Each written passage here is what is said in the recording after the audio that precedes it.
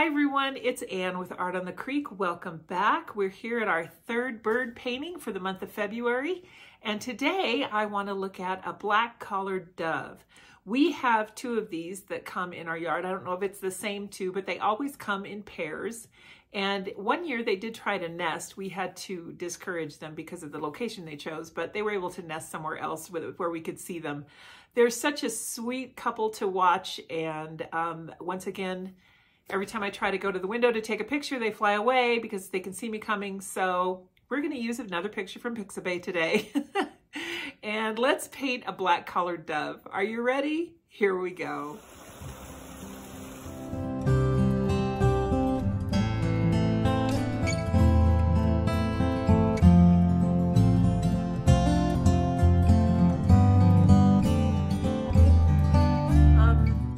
All right, let me get a pencil. And the picture we're using today is, like I said, from Pixabay. I really like the background set against the dove because it's got some beautiful red berries in it. So let's just start by drawing our dove here. We're just going to crop that picture in real close. I'll start with his beak, or her beak. Kind of long, little point at the end. Comes back here to the eye, which is really intense. It's round, and it has red and then black. So that's kind of exciting. It has a little highlight in there. Let's see, it's red, and then there's a black ring around there, and then there's yet another white around that. Okay, and then we'll come up here and sketch around the head.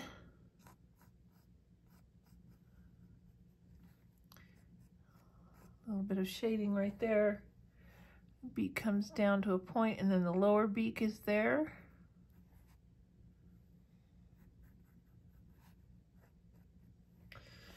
Alrighty. I'm just going to fast forward through the remainder of this drawing here, and then we'll catch up at the end where I'm drawing the twig, because I've got a real easy way to draw the twig here, and we just don't really need to follow exactly what it says. Or rather how it's depicted in the picture. So I'll show you a way to hold the pencil and do that really simply. I'm going to slow this portion down here so that I can explain what I'm doing. Do you see how I'm rolling the pencil as I'm moving it toward the left? That's a really great way to give yourself a nice squiggly line for a branch to make it look a little bit more natural. I'm getting a good amount of water on this number 10 round. Just following my lines here. As I proceed to make the paper wet, what you're going to want to look for when you're painting wet on wet is to have an even glaze of water over your paper. So you'll notice that I'm often picking up the journal and tipping it to different directions in the light just to make sure I can see that even sheen all around where I want to have this sky painted in. And once I'm satisfied with that, then we can add the pigment, and I'm going to do that across the top when we get there. But first I'm noticing that I missed some spots. There we go. Now we're into the cerulean blue. It always looks like such a shocking blue when you first put it on, but it is one of the most beautiful colors to use for a sky. A cerulean blue and a manganese blue. Those are both wonderful. Mine are from M. Graham. There are, of course, several brands that make them, and I'm not sponsored by anyone, so use whatever paint you have on hand or whatever brand you prefer. If you don't have a cerulean or a manganese blue and are looking to augment your palette, I do recommend those in addition to some others that I've mentioned in this bird series, the titanium, the buff titanium, and Potter's Pink. Both of those are just really convenient to have. So you can see I'm adding that pigment along the top, and the reason that we want to do that is because whenever we look at the sky, the color is always more intense toward the top. Now, I'm not talking about a sunset because that can be so varied, but when you're looking at a daytime sky, the blue will be more intense toward the top, and it does get paler as we come down to that horizon. While this background is still wet, we're going to mix a dark brown with some indigo and burnt umber, and then we'll be able to add these branches in the back. Actually, we've still got some dark on our palette from a previous painting, and we can certainly use that to fill in these branches. But if you're going damp into wet, you'll have a little bit more control over where the paint goes. It won't flow quite as far. As you'll see here, these branches end up looking like they're just in the background. So that's a good tip for you when you're painting wet on wet and then you want to add something to give it a blurred effect so that it's in the background. You want to make sure that the paint that you're putting on your background is not as wet as the background. So basically the way to do that in watercolor is to use a thicker paint. When you thin out that paint, it's going to travel faster. So you want to keep it more viscous. You want to keep it thicker.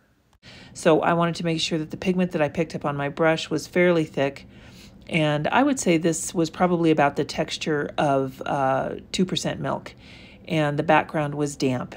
It wasn't wet, but it was damp. And then you could just add these branches in. I'm just kind of making stuff up with the directions of the branches, just varying the width of my brush so that I can get some varied depth in there so that it doesn't look like a cracked glass in the background. And I'm trying not to overdo it. It's very easy to get carried away when you're painting branches and you just end up doing too many. So I wanted to be very deliberate when I did this and to make the bird look like he's sitting in the tree, but to not have too much. And for that I did look at the reference photo somewhat, although I didn't try to replicate it at all. And now we'll add some of those berries in the background, and you'll see I've mixed some alizarin crimson in a pile of red I had over there, and I'm just warming it up with some Hansa yellow medium. It's kind of a ruddy red color, like the color of rust maybe. And I'm just putting in just a little bit of suggestions of the berries. Now again, this is damp into wet once more, so I do want that blur effect to happen, but I don't want them to be crisp and defined in their edges. So that's a good way to do this. And now I'm going to pink up those that red just a little bit and go in and just make kind of a little C shape so that I can kind of keep a highlight on those berries back there because I wanted them to be pink and then have a yellow highlight. And I didn't want to do too many, but I did want to do some. So we'll go in here with a few smaller ones with just the alizarin crimson and just kind of get a little bit of variance in the size and shape, and not all of them will have those highlights. So I'm just kind of, every time I make one, I kind of just pause a minute and look back and see if it needs another berry. And I think that's enough. I think that's a good stopping point on those. Now let's work on the branch. And before we go on to this step, we want to make sure that our painting is completely dry. I did use a heat tool on this, but you can certainly wait and just let it dry naturally if you want to. I'm going in with that dark mix again from my palette and kind of thickening it off to the right there because I want the branch to be a little bit turned under. And now I'm coming back with just water on my brush and I'm agitating that edge to just take that tint all the way across the width of the branch. Now we don't want our branch to be completely gray. There's actually quite a bit of color in this branch. So the first layer that I'm going over with is just kind of a wet and wet. I'm adding some of that burnt umber straight up, just spreading that in to kind of have the gray show through, but have it display that brown on top. And now I'm going to go into that olive green. I really love using this olive green. This one's also a Daniels, or excuse me, this one is also an M. Graham. I just really like this olive green. I like using it on trees. I think it's just the right amount of green to bring that that life into the wood that you would find on a tree branch. Now on my palette, I've got a mix of indigo, burnt umber, and just a touch of alizarin crimson because I see some pink tones in the gray of this dove. Pretty watered down version of this color.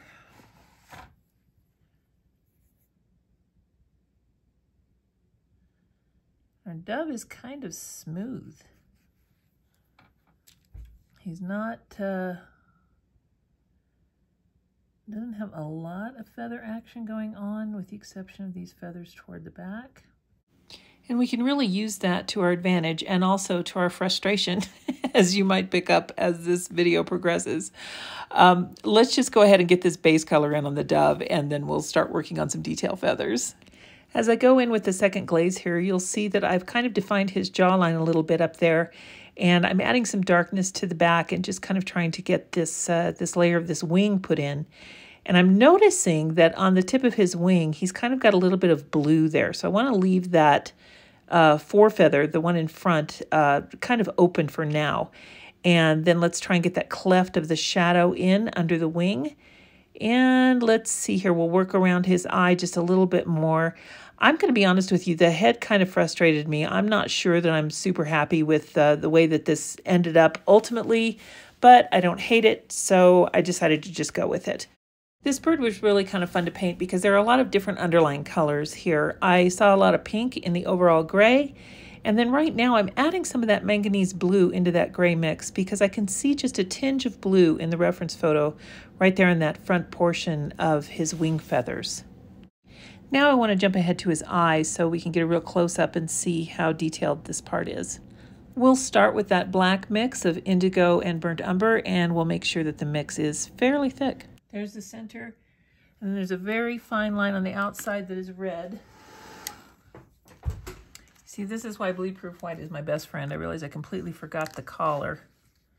So let's do this. Let's draw that in.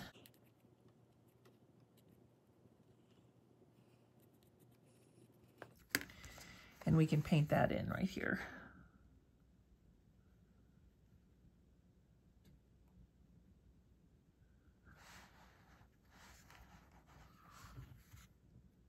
Now that we've got the collar painted, and for the red in the eye, I'm so sorry I had that out of frame when I was painting it, but it is the same red that we used for the berries, that same mix, and then there's another fine line of that black mix around the outside of that. And let's see here, we're going to go on now and paint the beak. Now I've mixed buff titanium with that same blue that we used in the sky. Now that I've got that thoroughly dry, I'm going to pull the rest of the feathers underneath the chin out a little bit. I wanted to wait on those to kind of see where that jawline was going to end up. And now I can darken that area under the chin and pull that down the neck just a little bit. I've softened that chin line with some negative painting to make it look like there were some feathers there. And now let's add that shadow under the wing. Part of that wing shadow is done, and now let's go ahead and focus back on the branch here. I've gone ahead and added the detail with the bark, and now I'm going to add in just a few little broken growths of twigs that are coming off of the branch. I'm going to keep them going towards the dove, and the reason for that is that the composition of this, the reason that I like it so much is because of the angles that are created from the dove and the branches. Since the dove is largely at an angle that starts higher to our left and ends lower to our right, I wanted to make that first branch be the opposite angle of that, perpendicular to that, so that the first little twig coming off of the branch. So that when you're scanning this painting with your eye, what you're going to see is your eye will ignore that busy background, even though it's blurred. You will ignore that. And the first thing you'll rest your eyes on is the dove itself, because it's in the foreground with that twig pointing right at it. And that creates a nice juxtaposition of angles. And it's one of the things that I really liked about this painting. Now that we're getting into these final details here, let's go ahead and do some feet.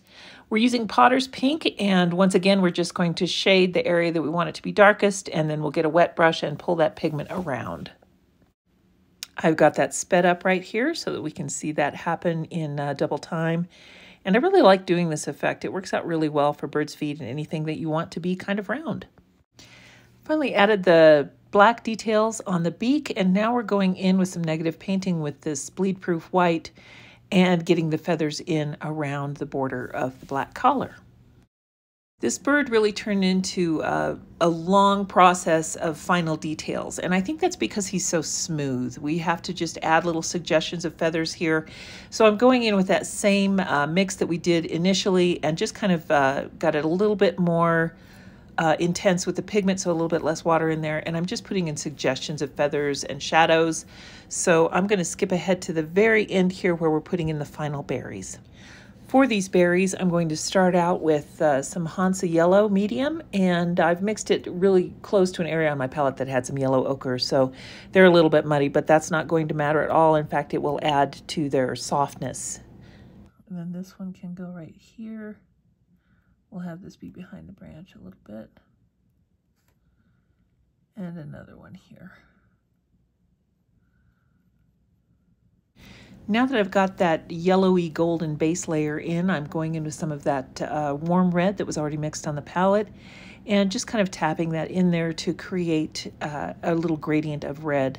And ultimately I'll go in with some alizarin crimson and create the final shadows on these berries. And we want to dry it before we get to that step though, and then we will get the berries wet again and blend that alizarin crimson.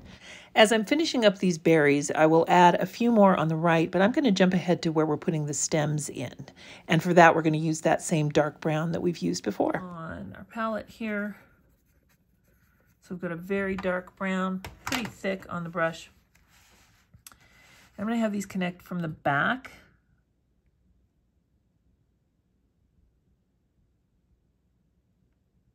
So right about from here. Whenever you are trying to draw a straight line through something but want it to be behind that, just guide your hand as if you were continuing that line, but of course don't put any actual pressure on the paper. And finally, we are at the moment of the final details. Let's just add some little shadows for these feather suggestions on his back and get it one last shot of being dry, and then we can take the tape off. I ended up going over the sky with a light blue pastel pencil, and here I'm just blending it with a paper stump. I just wanted to have a little bit more texture in the sky than what I could get with the pigment alone. Bird number 4 is done. There's our black-collared dove. Thanks again for joining me today as we painted our black-collared dove. Here he is, so you can pan across and see some more of the detail that we added. I sure hope that you enjoyed doing this one. I know I did. Take care, you guys. We'll see you next time.